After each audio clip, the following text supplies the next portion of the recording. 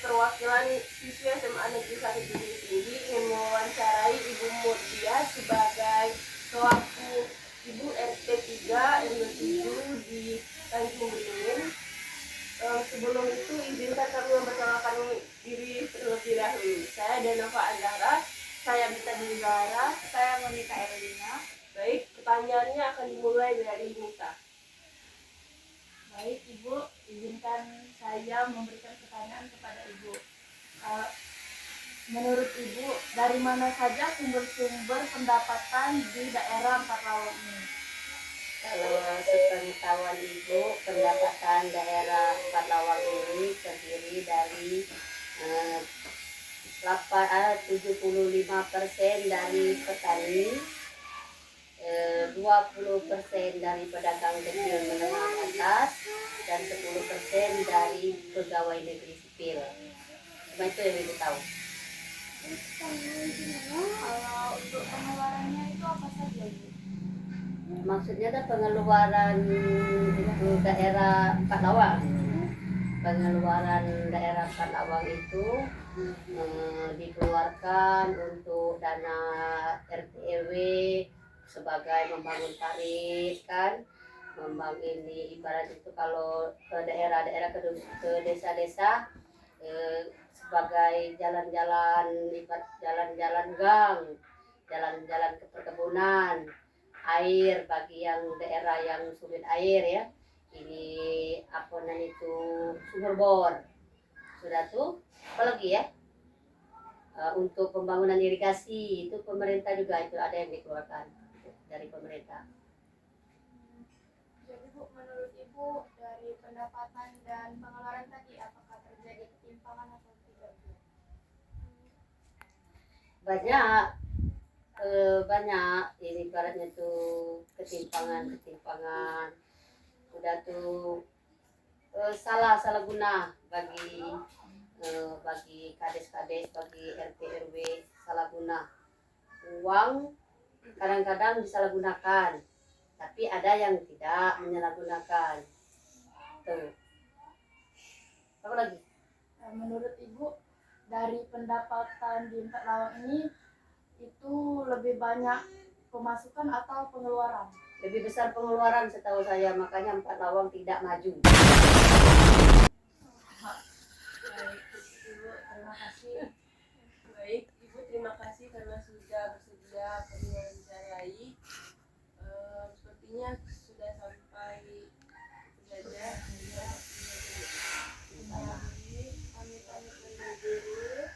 Assalamualaikum warahmatullahi wabarakatuh. Waalaikumsalam warahmatullahi wabarakatuh. Sebelumnya izinkan kami memperkenalkan diri terlebih dahulu. Kami dari siswi SMA Negeri 1 Bukit Tinggi ingin mengajukan beberapa pertanyaan mengenai APBD kepada Ibu. Baik, pertanyaan pertama itu tentang bagaimana APBD itu digunakan dalam pelayanan publik. Kalau digunakan dalam pelayanan publik itu kan banyak proses ya yang bakal kita lalui sebelum sampai jadi APBD. Nah sebelum jadi APBD itu ada tahapan yang harus kita lalui dulu deh. Misal dari perencanaan itu RKPD dulu. Itu digodok tuh. Apa misalnya yang usulan dari masyarakat atau itu misalnya belanja-belanja yang memang harus kita akomodir di RKPD itu dimasukkan di RKPD dulu. Lanjut ke BPS, sudah BPS baru APBD. Nah di sana orang yang disortir atau misalnya belanja yang memang harus kita kita akomodir dalam APBD tersebut. Kayak salah satunya memang ada jadi pelayanan publik ya. Pelayanan publik itu banyak juga, walaupun dalam bentuk fisik ataupun dalam bentuk non fisik itu pasti diakomodir. Tapi memang harus ada usulan dari masyarakat atau dari OPD terkait. Itu prosesnya dulu kita paham dulu ya, karena APBD itu prosesnya panjang. Terus pertanyaan kedua, bagaimana pengaruh APBD terhadap perekonomian suatu daerah? Kalau diomongin pengaruh sangat berpengaruh ya. Karena ya di dalam APBD itu kan banyak pos-posnya ya. Ada untuk sosial, ada untuk ekonomi. Biasanya di setiap ekonomi itu ada sudah ditetapkan ya deh berapa persentase untuk ekonomi, sosial, untuk itu sudah ada fondasinya. Pasti berpengaruh besar ya. Karena apalagi kalau misalnya kita pembangunan jembatan atau jalan itu mempengaruhi ekonomi masyarakat ya. Misalnya tidak ada jalan, ya mempermudah akses uang jualan ke kota, kan itu sangat pengaruh di situ.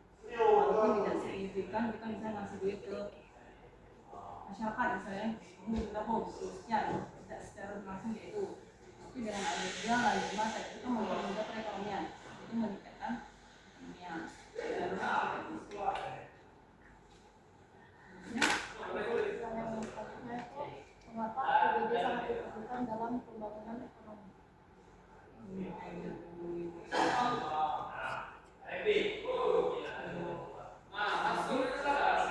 Dengan APBD apa ya? Jalur kita untuk secara legalnya deh, secara legal kita mengeluarkan duit negara. Ini kan duit negara nih intinya deh. Duit negara yang bakal kita bertanggung jawab yang satu ke pemerintah, yang kedua ke bujur ini dalam arti agama juga bisa dikaitkan. Jadi kalau misalnya kita dengan adanya APBD, tanggung jawab kita kan lebih besar tuh. Tapi dengan APBD kita bisa menanggalau seluruh kementerian bawang misalnya. Jadi ya dengan APBD juga tanpa misalnya ada arti legalitas, tidak bisa kita mengeluarkan duit moyang-moyang apa istilah itu, kena kita ngeluarin duit tanpa adanya legalitas. Yaitu legalitas itu ini kayak ini dokumen APBD nih. Nah kalau misalnya sudah belum diakomodir di sini, kita belum bisa berlanjut. Tapi ini sebisa aja jawab ya, karena pengetahuan aja cuma sampai segitu. Kita tahu lagi kalau misalnya kita lebih lanjut, apa melalui sama ini.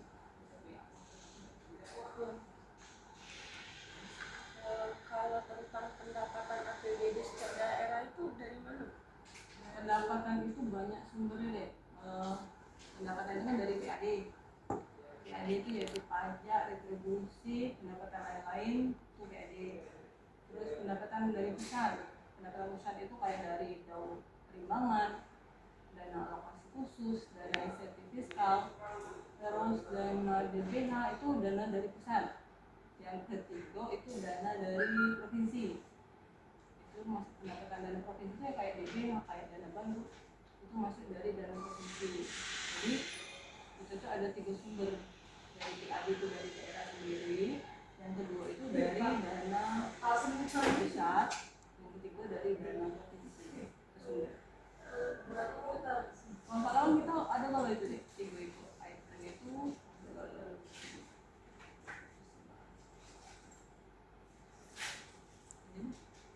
habis. Baik, jadi terima kasih Bu sudah mau acara ini.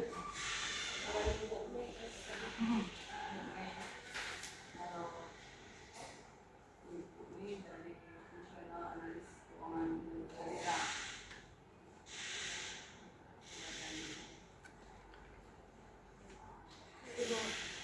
Setelah menjawab beberapa pertanyaan dari kami pamit undur diri. Ya. Assalamualaikum warahmatullahi wabarakatuh. Izin Bu, kami dari perwakilan siswi SMA Negeri 1 ingin mewawancarai Ibu Yosi selaku masyarakat di Lunas Budidaya. Baik Ibu, kami ingin tahu nih berasal dari mana saja pendapatan Ibu sebagai masyarakat di sini. Kalau penghasilan ibu cuma dari kelurahan. Apa sebagai apa Bu? Sebagai RT, RT 3 RW 5. Pertanyaan selanjutnya Bu, apakah pendapatan Ibu saat ini sudah mencukupi untuk keluarga Ibu? Kalau mencukupi belum deh, tapi kalau untuk sekarang ini ayo bisa mencukupi lah kan. Ini karena ini biasanya kan gajinya tuh kan ini semak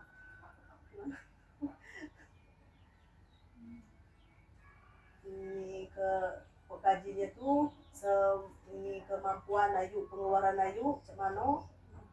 Nah ke apa namanya kemasukan gimana?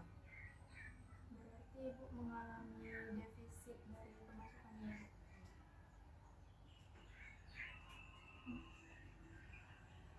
Pertanyaan selanjutnya Bu, menurut ibu itu antara pemasukan dan pengeluaran itu balance atau tidak? Seimbang. Kalau tidak balance Tidak seimbang. nah Lebih banyak pengeluaran atau lebih banyak pemasukan? lebih banyaklah pengeluaran dari pemasukan karena ayu kan ini pengeluarannya dari ongkos dari sekolah anak gitu dari rumah. Terus bagaimana Bu cara Ibu untuk menutupi ketidakseimbangan itu? Kan beda kan itu Bu, pemasukan Ibu lebih dikit daripada pengeluarannya. Atau Ibu ada usaha lain atau Kalau ayu sih kalau ada wong yang ini beri kerjaan lain kan dengan ayu contohnya kan bisa ayu kan bisa ngerti kan kalau wong kan ini nyuruh ayu kan ini buat apa kan proposal apa ayu alhamdulillah disitu kan bisa kan. Nah jadi disitulah ayu kan ada yang bantu ayu. berarti usaha sampingannya Menerima usaha sampingan kalau ada yang mau ini, kalau ada yang mau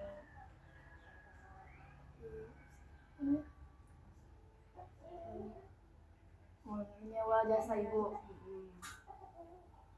Lah pendapatan ayu itu kena mengayu sekarang. Ya, Bu, dari sekian banyak pertanyaan tadi, terima kasih sudah mau menjawab pertanyaan dari kami. Kami pamit undur diri. Wassalamualaikum warahmatullahi wabarakatuh.